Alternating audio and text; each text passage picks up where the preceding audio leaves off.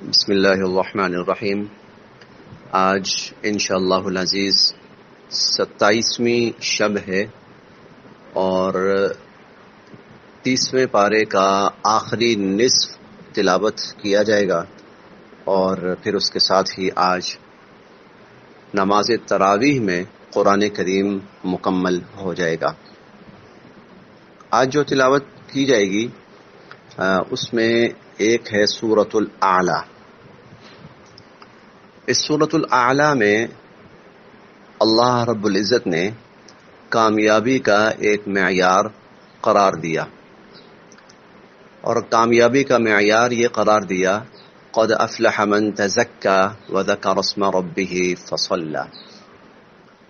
قد افلح، یقیناً فلاح اس شخص نے پائی اور کامیاب وہ شخص ہوا من تزکا، جس نے اپنا تزکیہ کر لیا۔ یقیناً وہ شخص کامیاب ہوا من تزکا، جس نے اپنا تزکیہ کر لیا۔ اسی پارے میں تقریباً چار صورتیں آگے چل کر سورۃ الشمس آتی ہے۔ سورۃ الشمس میں اللہ تعالی 14 قسمیں کھاتے ہیں، 14 قسمیں۔ قرآن کریم میں ایک جگہ پر اللہ رب العزت کی طرف سے اتنی قسمیں اور کہیں پر بھی نہیں ہیں۔ وہ صرف اور صرف اسی 30ویں پارے میں اور سورہ الشمس میں ہے۔ کون سی بڑی بات ہے جو اللہ تعالیٰ فرمانا چاہتے ہیں اتنے اہتمام کے ساتھ، اتنی تاکید کے ساتھ، اتنی قسمیں کھا کے؟ تو 14 قسمیں کھا کر فرمایا کہ قد افلح من زکاہا وقد خاب من دساہا۔ وہ شخص کامیاب ہو گیا جس نے اپنے نفس کا تزکیہ کر لیا، اور وہ شخص تباہ و برباد ہو گیا جس نے اپنی نفس کو خواہشات کے حوالے کر دیا۔ یہ کیا چیز ہے؟ تزکیہ کیا ہے جس کا اتنا اہتمام ہے، جس کے بارے میں اتنا اہتمام؟ بلکہ قرآن کریم میں 3 جگہوں پر حضور صلی اللہ علیہ وسلم کی ذمہ داریاں اللہ تعالی نے متعین فرمائی ہیں۔ آپ کو نبی بنایا گیا تو اب آپ کے ذمہ کیا کام ہیں؟ تو 4 کام بتائے گئے۔ پہلا کام یتلو علیہم آیاتہ، کہ حضور علیہ الصلوۃ والسلام لوگوں کو اللہ کی آیات پڑھ کر سنائیں گے، اللہ کی آیات کی تلاوت کریں گے، یعنی قرآن کریم کی تلاوت کریں گے حضور علیہ الصلوۃ والسلام۔ چنانچہ نمازوں میں، مجالس میں، محافل میں حضور علیہ الصلوۃ والسلام قرآن پاک کی تلاوت کرتے تھے۔ لوگ کوئی بات پوچھتے تھے تو حضور بجائے اپنی بات کرنے کے قرآن کی تلاوت کرتے تھے۔ یتلو علیہم آیاتہ، یہ پہلا مقصد ہے۔ اور دوسرا مقصد اللہ رب العزت نے یہ بیان فرمایا کہ وَيُزَكِّيهِمْ، کہ حضور علیہ الصلوۃ والسلام لوگوں کا تزکیہ کریں گے۔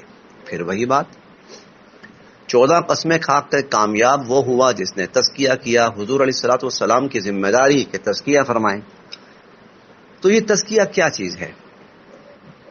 تزکیہ اصل میں کہتے ہیں کہ انسان جب پیدا ہوتا ہے نا تو اس کے اندر بہت سی خامیاں ہیں۔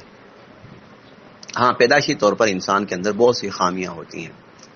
وہ جاہل بھی ہوتا ہے، وہ جلد باز بھی ہوتا ہے، وہ اس کے اندر کینہ اور غصہ اور حسد اور غیبت، یہ جذبات بھی ہوتے ہیں، بزدلی بھی ہوتی ہے، بخل بھی ہوتا ہے، خواہشات کا اتباع بھی ہوتا ہے، دنیا اور مال کی محبت بھی اس کے اندر ہوتی ہے۔ ایسے انسان کے اندر بہت سے غصہ ہے، اس کے اندر نفرت کے جذبات ہیں اس کے اندر۔ یہ بری عادات ہیں، ان کو رذائل کہا جاتا ہے۔ جب انسان پیدا ہوتا ہے تو یہ سب چیزیں انسان کے اندر ہیں۔ جھگڑالو بھی ہے وہ جاہل بھی ہے، وہ ظالم بھی ہے، وہ جلد باز بھی ہے۔ اب تزکیہ کیا ہے؟ کہ انسان کی اس طرح سے تربیت کرنا، اصلاح کرنا، نفس کی اصلاح، دل کی اصلاح اس طرح کرنا کہ اس کے اندر سے یہ بری عادات نکلیں، اور ان بری عادات کی جگہ اس کے اندر اچھی عادات پیدا ہوں۔ جیسے جھوٹ کی عادت ہے تو وہ نکلے، سچ کی عادت پیدا ہو، جیسے بخل کی عادت ہے تو وہ نکلے سخاوت پیدا ہو، جیسے جلد بازی کی عادت ہے وہ نکلے تحمل اور بردباری پیدا ہو، جیسے غصے کی عادت ہے وہ نکلے برداشت پیدا ہو، ہاں جس طرح بزدلی کی عادت ہے اس کے اندر بری یہ نکلے اور اس کے اندر بزدلی کی جگہ میں بہادری پیدا ہو، خود غرضی ہے وہ نکلے ایثار پیدا ہو۔ اس کو کہتے ہیں تزکیہ، کہ رذائل بری عادات سے پاک کرنا اور خصائل یعنی اچھی عادات سے اپنے آپ کو مزین کرنا، یہ تزکیہ ہے۔ تو اس پارے میں اللہ تعالیٰ نے بہت اہتمام کے ساتھ زور دیا ہے اور تاکید قسمیں کھا کھا کر تاکیداً یہ بات بیان کی ہے کہ اگر اپنی کامیابی چاہتا ہے انسان تو اسے چاہیے کہ وہ اپنا تزکیہ کرے۔ اب اگر دنیا کے اندر پیدا اور پائی جانے والی جتنی خرابیاں ہیں اور جتنی گمراہیاں ہیں اور جتنے جرائم اور مفاسد ہیں، اگر آپ ان پر غور کریں تو آپ کو لگے گا کہ ان کے پیچھے جو اصل چیز ہے وہ تزکیے کی کمی ہے۔ لوگوں کے اندر رذائل رہ گئے ہیں، بری عادات رہ گئی ہیں، چنانچہ اپنی بری عادات سے وہ پوری دنیا کو گندا کر رہے ہیں، آلودہ کر رہے ہیں، خراب کر رہے ہیں۔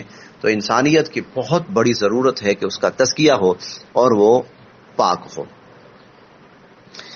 اس کے ساتھ ساتھ اس پارے میں 30واں پارہ ہے، اللہ رب العزت نے سورہ الم نشرح نازل فرمائی، اس میں ایک بڑی تسلی دی اللہ تعالیٰ نے، اور یہ تسلی 2 مرتبہ دی، اور تسلی یہ دی کہ ان مع العسر یسرا، کہ اگر کسی کے اوپر تنگی آئی ہوئی ہے، مشکل آئی ہے، پریشانی آئی ہے، ہاں تو یاد رکھو کہ ہر مشکل کے بعد اللہ کی طرف سے وعدہ ہے کہ آسانی آ کر رہے گی، ہر تکلیف کے بعد اللہ کی طرف سے وعدہ ہے کہ راحت آ کر رہے گی، آسانی آ کر رہے گی۔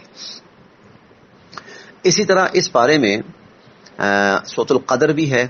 سورۃ القدر وہ ہے کہ جس میں اللہ رب العزت نے قرآن کریم کے نزول کا اور لیلۃ القدر کا تذکرہ فرمایا کہ انا انزلناہ فی لیلۃ القدر، کہ ہم نے اس قرآن کریم کو لیلۃ القدر میں نازل کیا۔ وما ادراک ما لیلۃ القدر، اور آپ کو کیا معلوم کہ لیلۃ القدر کیا ہے؟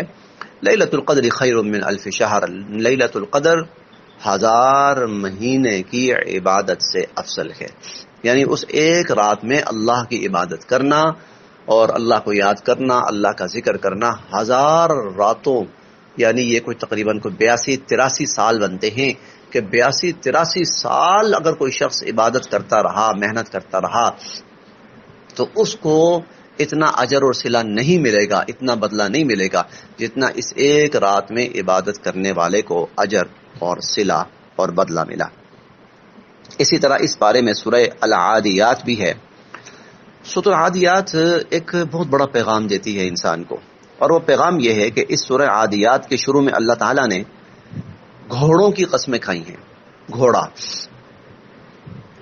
یہ گھوڑا وہ ہوتا ہے جسے انسان پالتا ہے، تھوڑا سا چارہ ڈال دیا، تھوڑا سا پانی ڈال دیا، تھوڑی سی اس کی خبرگیری کر لی، تھوڑا سا اس کا خیال رکھ لیا، صرف اتنی کوشش کرتا ہے۔ لیکن یہ گھوڑا اس انسان کے لیے جس نے تھوڑی سی محنت کی ہے، اس انسان کے لیے اپنی جان خطرے میں ڈال دیتا ہے۔